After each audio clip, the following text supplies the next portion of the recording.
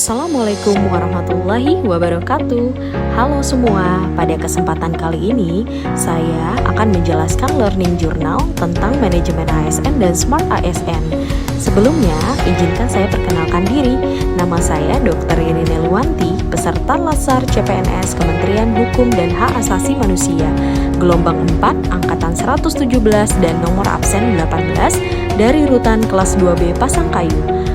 Pada kesempatan kali ini, saya akan menjelaskan materi yang saya terima dari Bapak Dr. Muhammad Jayadi SPD MSI dari Widya Suara Provinsi Sulawesi Selatan. Materi pertama yang akan saya jelaskan yaitu tentang manajemen ASN. Definisi dari manajemen ASN itu sendiri adalah pengelolaan ASN untuk menghasilkan pegawai ASN yang profesional, memiliki nilai dasar etika profesi, bebas dari intervensi politik, bersih dari praktik korupsi, kolusi, dan nepotisme.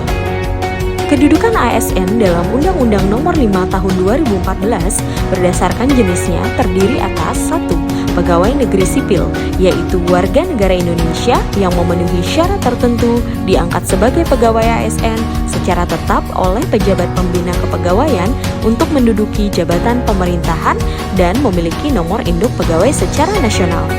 Sedangkan yang kedua, yaitu P3K, pegawai pemerintah dengan perjanjian kerja, yaitu warga negara Indonesia yang memenuhi syarat tertentu yang diangkat oleh pejabat pembina kepegawaian berdasarkan perjanjian kerja sesuai dengan kebutuhan instansi pemerintah untuk jangka waktu tertentu dalam rangka menjalankan tugas pemerintahan.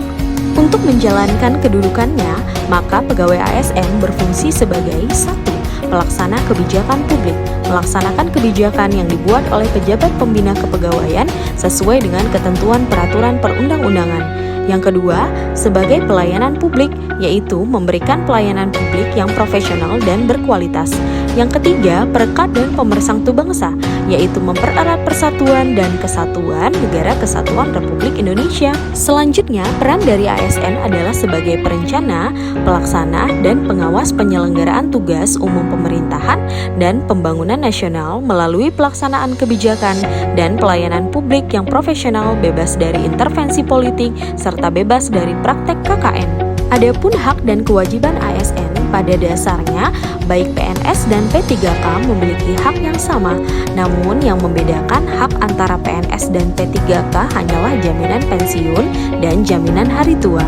Sedangkan untuk kewajibannya, PNS dan P3K memiliki kewajiban yang sama. Adapun kode etik perilaku ASN yaitu pertama, melaksanakan tugasnya dengan jujur, yang kedua, melaksanakan tugasnya dengan cermat dan disiplin, yang ketiga, melayani dengan sikap hormat, sopan, dan tanpa tekanan, dan yang keempat, melaksanakan tugasnya sesuai dengan perintah atasan sejauh tidak bertentangan dengan peraturan perundang-undangan. Kode etik ini selanjutnya diatur lebih jauh dijelaskan di dalam Undang-Undang ASN Nomor 5 Tahun 2014. Dalam menjalankan manajemen ASN, maka dibutuhkan yang disebut dengan sistem merit.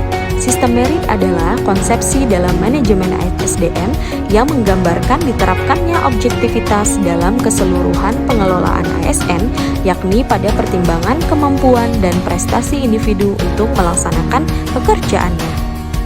Manfaat dari sistem merit yaitu pertama, mendukung keberadaan penerapan prinsip akuntabilitas, yang kedua, dapat mengarahkan SDM untuk dapat mempertanggungjawabkan tugas dan fungsinya, yang ketiga, instansi pemerintah mendapatkan pegawai yang tepat dan berintegritas untuk mencapai visi dan misinya. Sedangkan manfaat sistem merit bagi pegawai yaitu pertama, adanya penjaminan keadilan dan ruang keterbukaan dalam perjalanan karir seorang pegawai. Yang kedua, memiliki kesempatan yang sama untuk meningkatkan kualitas diri.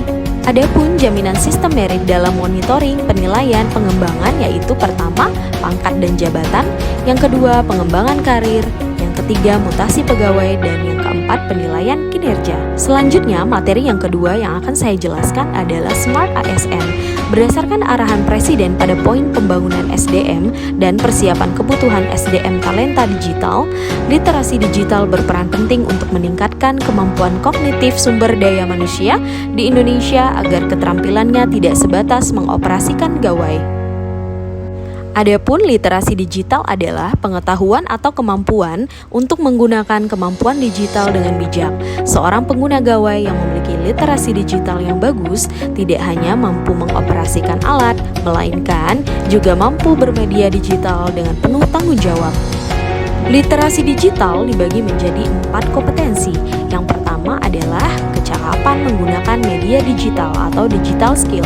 Yang kedua, budaya menggunakan digital atau digital culture. Yang ketiga, etis menggunakan media digital atau digital ethic. Dan yang keempat, aman menggunakan media digital atau digital safety. Konten negatif yang mengiringi perkembangan dunia digital tentu menyasar para pengguna internet yang substansinya mengarah pada penyebaran kebencian atau permusuhan berdasarkan suku, agama, ras, dan golongan. Contohnya adalah hoax, cyberbullying, hate speech, dan pemalsuan digital. Dengan semua pemahaman tersebut, diharapkan kita sebagai ASN bisa bijak dalam menggunakan teknologi digital serta menjadi contoh dan teladan yang baik bagi masyarakat dalam bermedia sosial. Demikianlah Learning Journal tentang pengalaman pembelajaran untuk materi manajemen ASN dan Smart ASN. Terima kasih. Assalamualaikum warahmatullahi wabarakatuh.